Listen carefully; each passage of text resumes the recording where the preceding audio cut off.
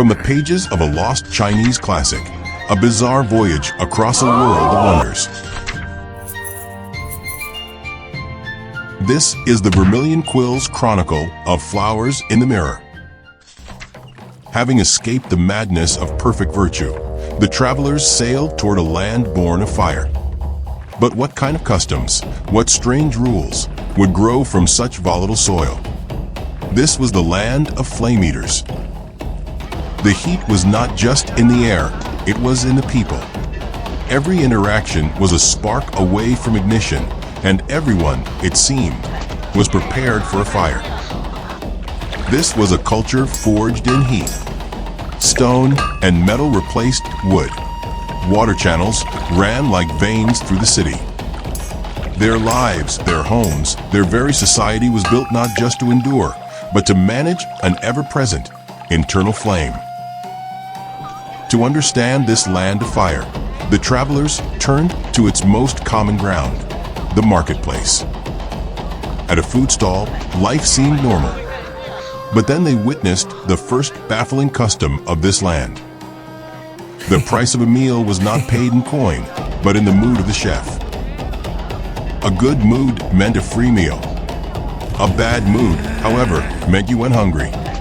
For when angered, the people here did not just raise their voices. They began to burn from within. But the society had a cure. The community was its own fire brigade, ready to extinguish the flames of passion, leaving behind only the cold shame of having lost control. To the scholar, it was a fascinating form of emotional regulation. To the merchant, it was a savage absurdity. He was a man who believed in the righteousness of his own fire. But they would soon witness what happens when this inner fire is not just a fleeting spark, but a professional inferno. A blacksmith and a potter, their livelihoods intertwined, were on the brink of war over a ruined pot and a worthless blade. Their angry shouts became bellows, fueling the flames that erupted from their mouths. Sparks flew not just from a forge, but from their very breath, until their personal inferno spilled out into the world, catching a nearby stall and threatening the entire marketplace. But in the face of catastrophe, another, more powerful instinct took over. The community did not scatter. It united.